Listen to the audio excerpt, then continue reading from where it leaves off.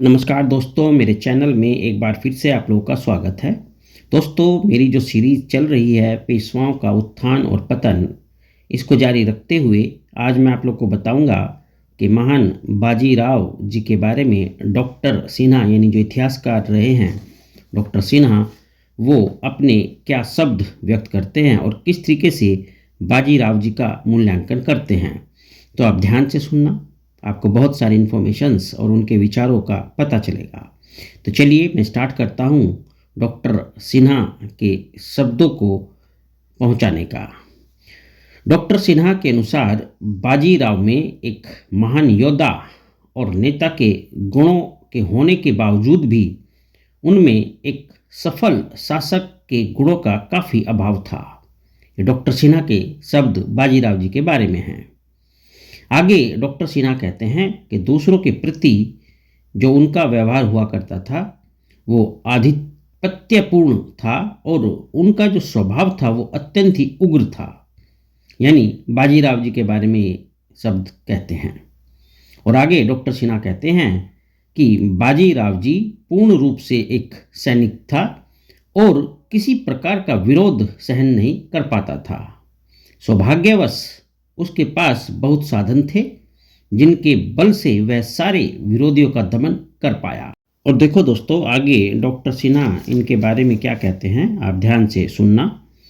वे कहते हैं कि कहा जाता है कि किसी भी योजना को कार्य में परिणत करने के लिए उनके पास मस्तिष्क और बाहुबल दोनों थे, यानी बाजीराव जी के पास।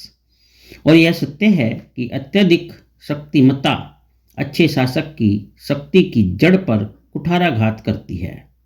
ठीक है, ध्यान देना इनके शब्दों पर। फिर आगे कहते हैं कि थोड़ी सी सरलता से शासन कला में चार चांद लग जाते हैं। बाजीराव जी ने अपने जीवन में अनेक शत्रु बनाए और मृत्यु के पश्चात भी अनेक शत्रु छोड़ गए। उन्हें समझौता करना ही नहीं आता था, यानी बाजीराव जी को समझौता करना नहीं आता था या वे समझौता नहीं किया करते थे। डॉक्टर सिन्हा साहब इसके बारे में ये बात कहते हैं। आगे सिन्हा साहब कहते हैं कि उसे तो केवल आधिपत्य जमाना आता था, यानी बाजीराव जी को केवल अपना आधिपत्य ही जमाना आता था, वे समझौता करने की उनकी प्रकृति नहीं थी।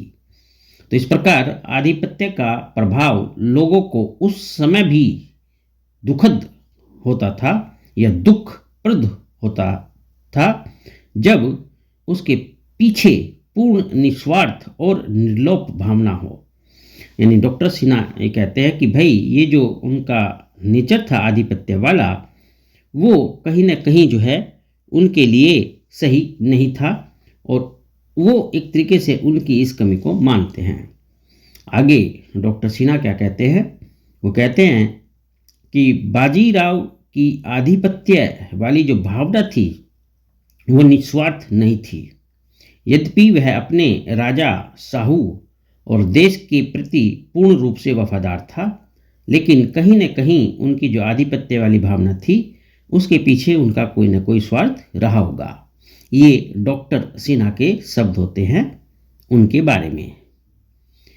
आगे मैं आपको बताऊंगा कि जो बाजीराव जी के बारे में विचार हैं वो क्या हैं। तो यह कहना अतिशयोक्ति नहीं है कि बाजीराव में आत्म प्रशंसा की भावना प्रचुर मात्रा में पाई जाती है थी। जो कार्य वह करते थे उसमें उन्हें पूर्ण विश्वास था कि महाराष्ट्र की भलाई के लिए है और इस कार्य में उनका नेतृत्व केवल आवश्यक ही नहीं अपितु अन्य कोई व्यक्ति इस कार्य को कर ही नहीं सकता। स्वाभाविक है कि इस प्रकार की मनोवृत्ति से अनेक व्यक्ति रुष्ट हो गए हों। प्रारंभिक काल में उनका बहुत विरोध हुआ और जैसे धीरे धीरे वह अपने विरोधियों पर सफलता प्राप्त करते गए उनका आत्मविश्वास भी बढ़ता गया। उनकी असाधारण विजयों के कारण शाहू उनका विश्वस्त मित्र बन गया था और उसके शत्रु उससे भय खाने लगे थे। ये बात बाजीराव जी के बारे में कही जाती है। देखो दोस्तों, अब आगे बात मैं करता हूँ कि बाजीराव जी का जो रुख था मराठा संघ को लेकर वो क्या था। बाजीराव जी मराठा संघ के प्रति अपना जो रुख रखते थे वो बहुत ही कड़ा और बहुत ही रूखा रुख रखते थे। वह चाहता था कि संघ के सारे सदस्य राज्य पेशवा की देखरेख में एक सूत्र में बंद कर रहें। वह उन्हें मनमानी नहीं करने देना चाहता था और इस प्रकार से जो मराठा संघ के सदस्य थे उनकी मनमानी को वो बिल्कुल भी पसंद नहीं करते थे और अपने अतिरिक्त किसी की शक्ति नहीं मानते थे। ये बाजीराव जी के बारे में कहा जाता है। प्रतिनिधि दाभड़े, राघोजी भोंसला, फतेह सिंह भोंसला और आंग्रे इत्यादि के सारे इसकी महत्वाकांक्षा और आधिपत्य की भावना के कारण बाजीराव जी से ईर्ष्या करते थे। अपने ही जैसे अवगुणों को अन्य व्यक्तियों में देखकर उन्हें तंग करता था और इस कारण बहुत से लोग इसका यानी बाजीराव जी का विरोध करने लगे थे। ये बात डॉक्टर सिन्हा जो है कहते हैं इन बाजीराव जी के बारे में, और ये चीज़ें एक पुस्तक है जिसका नाम है राइज ऑफ द पेशवा, उसमें लिखी गई है पेज नंबर 202 और 203 पर। तो ये सारी बातें जो मैंने आप लोग को बताई वो डॉक्टर सिन्हा के शब्दों में और इस बुक में जो लिखी गई है उसके बारे में मैंने ये बात बताई है। तो दोस्तों आपको कैसा लगा ये कमेंट करके ज़रूर बताना, अपने विचार ज़रूर बताना। तो चलिए दोस्तों आज मैं यहीं तक रखता हूँ और अपनी अगली वीडियो में मैं आप लोग को बताऊँगा बालाजी बाजीराव जी के बारे में। चलिए मुझसे जुड़े रहने के लिए आप लोगों का बहुत बहुत बहुत धन्यवाद।